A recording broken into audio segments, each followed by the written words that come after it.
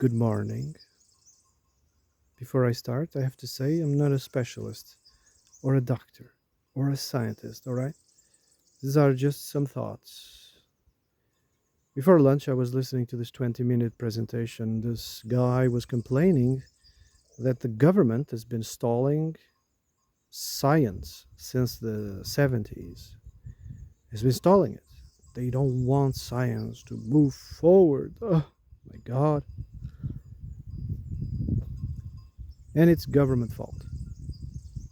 I was thinking, nah.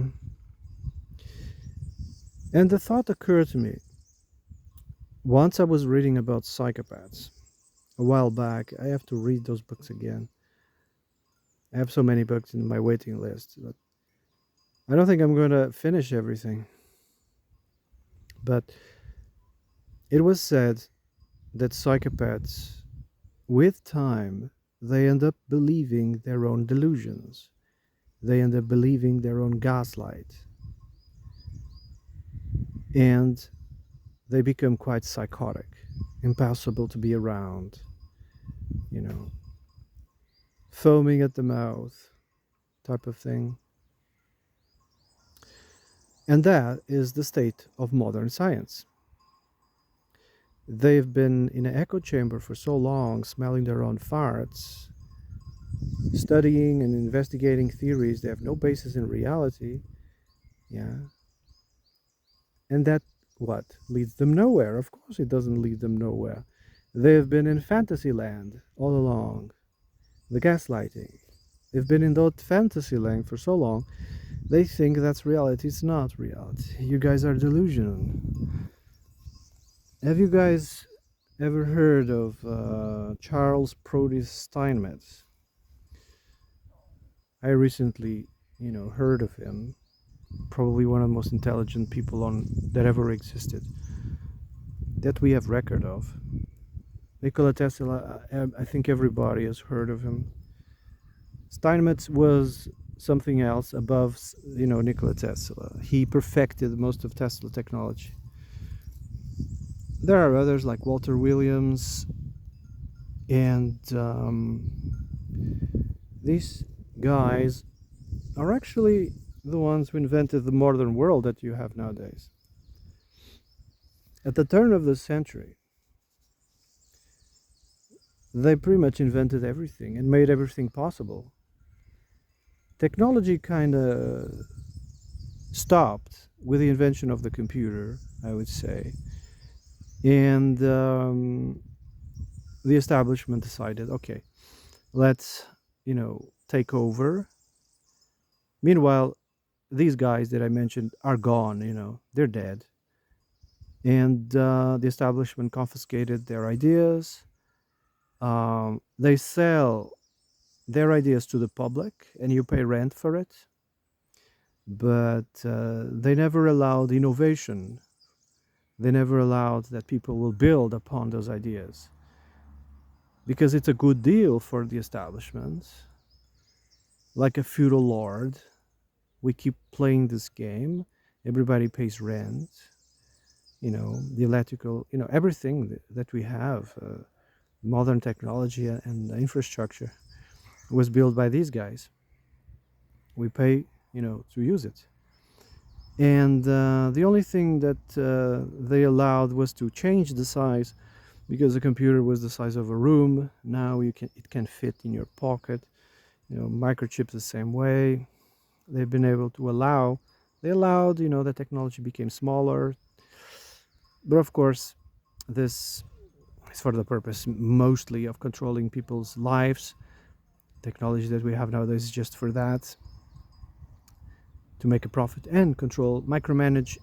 If they could control your thoughts, they would, The soul, that's another discussion. They are trying to control the soul using the needlecraft. That's a different subject. Anyway, they are gatekeepers nowadays. They've confiscated they've confiscated technology. They sell it to you, and then they teach in the schools, and they show in movies and in magazines imagination, the quantum buffoonery imagination that has everybody chasing their own tails, smelling their own farts, you know, and it doesn't lead anywhere, of course, because it's not based on reality. And that's why science is stagnant. Everybody is chasing fantasy, has no basis in reality.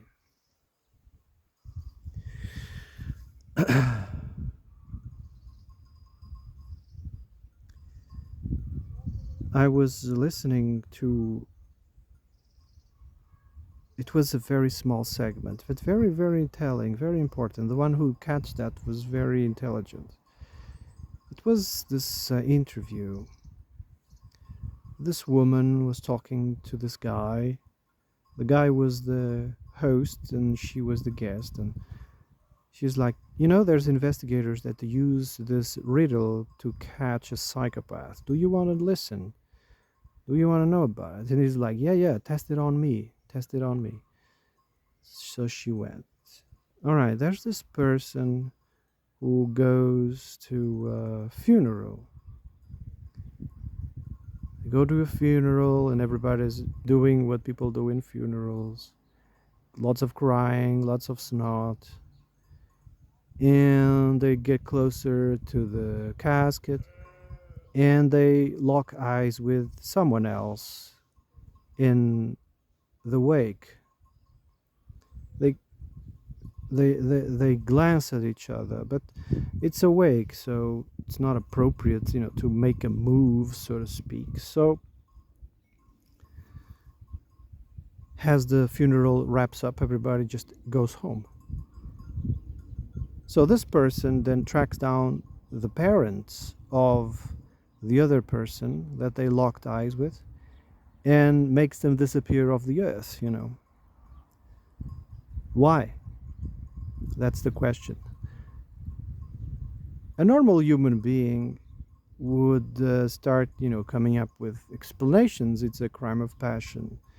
It's money problems. It's substances are involved. They take substance, alcohol, drugs, and they are envy or heartbroken. I don't know, something that, and that's what the guy, the host, went on. Oh, some guy was, unfaithful. It was a passion, a crime of passion. And she said, no, no, no, no, no, no. That's what a normal person would say. But the psychopath would answer immediately. See, they get this like a knee jerk reaction. They are like, oh, they just want us to recreate the same conditions in which they met that person for the first time, meaning they want us to meet them again. Everything else, the plan, the execution, is irrelevant for the psychopath. It's just collateral damage. They don't care. They just care about the objective, which was to meet that person again. It's quite creepy, isn't it? But that's how they think. That's how they act. Then you look at the world and you think, this doesn't make any sense. It doesn't. The world has been run by psychopaths. The thing that psychopaths don't like is humor, a sense of humor.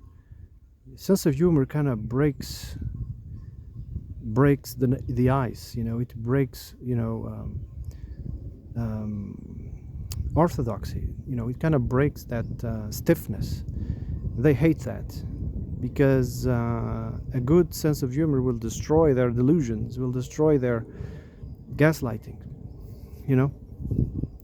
So, for instance, people are being trained as scientists, as doctors, as professors, and sense of humor is removed from the curriculum. They don't want people with a sense of humor. They want people that are very, very serious. Very serious. Can't take a joke.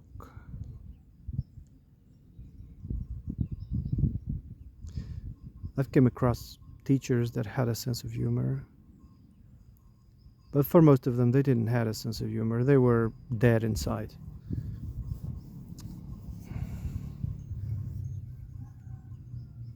I've met doctors that had a sense of humor, especially the old ones.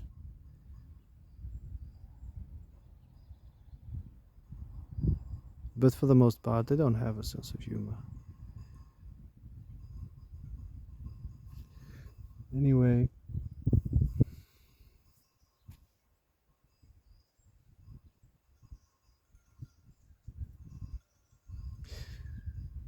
question: do you guys believe in the moon landing? Do you guys believe in the atomic bomb? I mean, I think there's some bombs that are very, very dangerous.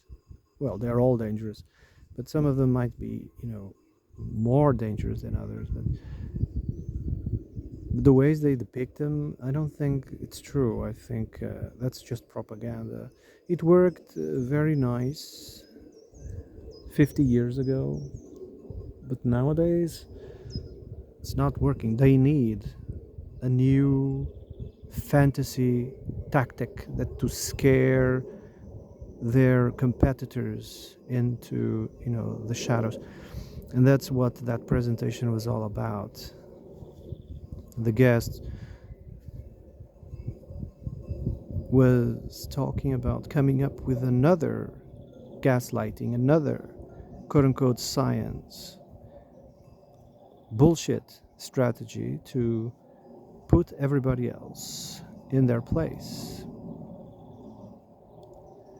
It's almost like every religion, they have end of world scenario, or they have this judgment day in which you're going to be judged. In modern science, which is a religion,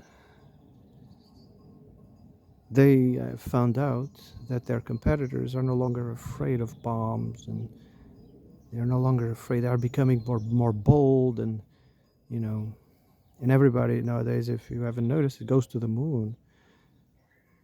Everybody, India, China, I mean, everybody's going to the moon, except the original. You know, they are mocking. I don't know if you've seen the images. It's ridiculous. It's like a Teletubby. Anyway,